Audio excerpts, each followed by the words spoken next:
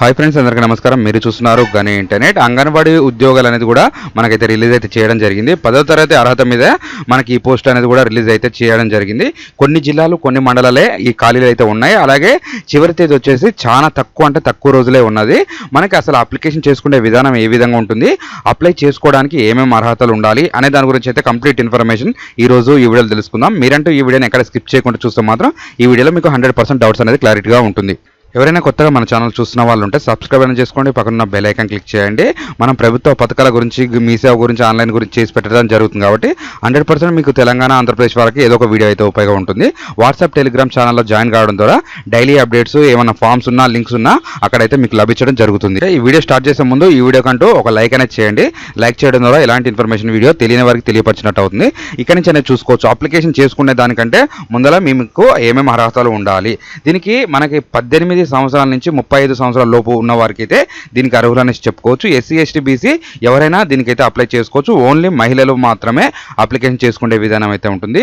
మనం జీతం చూసుకున్నట్టయితే అంగన్వాడీ వర్కర్కి వచ్చేసి 11,500 రూపాయలు సుమారుగా అయితే ఉండొచ్చు. మినీ అంగన్వాడికి వచ్చేసి 7,000 రూపాయలు అనేది సుమారుగా ఉండొచ్చు. అంగన్వాడీ ఆయామలకు వచ్చేసి 7,000 రూపాయలు అనేది సుమారుగా ఉండొచ్చు. అంటే ఇదైతే క్లారిటీగా అయితే కాదు, కొంచెం డిస్టిక్ వైజ్, మండలం వైజ్ కూడా కొద్దిగా ఎక్కువ తక్కువలు ఉంటాయి. ఆ విధంగా కూడా మీరు అయితే చూసుకోవచ్చు.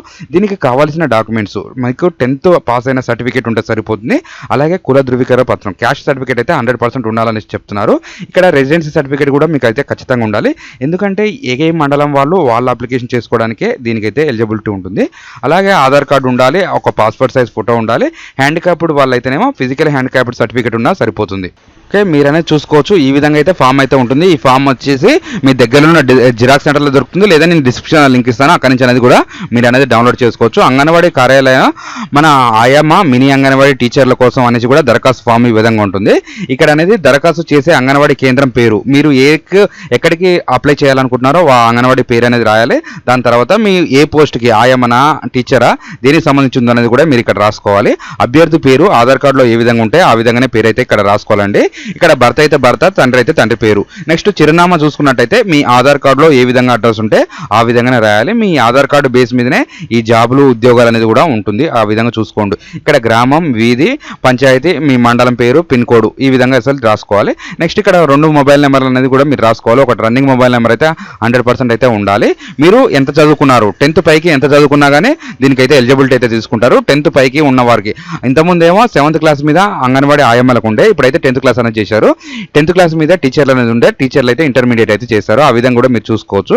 ఇక్కడ మీ ఆధార్ కార్డులో ఏ విధంగా డేట్ ఆఫ్ బర్త్ ఉంటే ఆ విధంగా డేట్ ఆఫ్ బర్త్ తీసుకోవాలి.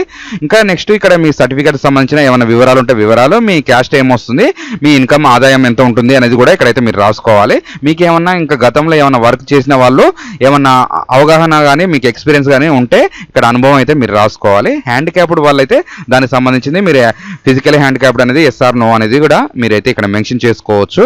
నెక్స్ట్ ఇక్కడ భర్త చనిపోయిన వాళ్ళు ఎవరైనా ఉంటే మాత్రం ఆ భర్త చనిపోయిన వాళ్ళు కూడా ఇక్కడ ఎస్ఆర్ నో, వితంతువులు అనేది ఉందిగా, ఎస్ఆర్ నో అనేసి కూడా మీరు ఇక్కడ టిక్ మార్క్ చేసుకోవాలి. స్టెప్ బై స్టెప్ అనేది కూడా మీకు ఇక్కడ కింద ఫాలోయింగ్ ఉంది. మీకు ఏ విధంగా వికలాంగులు, నెక్స్ట్ వితంతువులు అనే దానికి సంబంధించింది కూడా ఇక్కడైతే ఉంటుంది. దానికి సంబంధించిన పేర్లు అనేది కూడా ఈ ఫిలప్ అనేది చేసుకొని మనకి ఇక్కడ అనేది చూసుకోవచ్చు. విజయవాడలో అనేది కూడా నోటిఫికేషన్ అయితే రిలీజ్ అయింది. జిల్లాల వారీగా ఐసిడిఎస్ పరిధిలో ఉన్న వారు మాత్రమే అప్లై చేసుకోవడానికి అర్హులు ఉంటారు.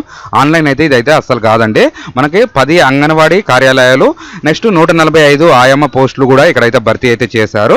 దానికి సంబంధించిన మీరు ఇక్కడ చూసుకోవచ్చు. విజయవాడ రూరల్, విజయవాడ అర్బన్ సంబంధించిన వారు, చిలుకలూరు సంబంధించిన వాళ్ళు, తిరుపూరు సంబంధించిన వారు అంగన్వాడీలో అయితే ఖాళీ అయితే ఉన్నది. 21 నుంచి 35 సంవత్సరాలు నిండిన వారు 10వ తరగతి అర్హత మీద ఈ ఉద్యోగాలు అనేది కూడా కార్యాలయంలో తీసుకోవడం అయితే జరుగుతుంది. ఆన్లైన్లో అయితే ఉండదు. నేను చెప్పిన డాక్యుమెంట్స్ అనేది తీసుకెళ్లి విజయవాడ పరిధిలో ఎవరైనా ఉంటే మాత్రం ఖచ్చితంగా ఈ వీడియో అయితే వాళ్ళకైతే షేర్ చేసి మీరు అనేది కూడా అప్లై చేసుకుంటారని కోరుకుంటున్నా. ఇదండి ఈ రోజు వీడియో. ఈ వీడియోలో కనుక మీకు ఏమైనా డౌట్ ఉంటే ఖచ్చితంగా కామెంట్ అనేది చేస్తారని, అలాగే ఇలాంటి information video me friends and family మెంబర్స్కి షేర్ చేయాలని కోరుకుంటున్నా. Thanks for watching.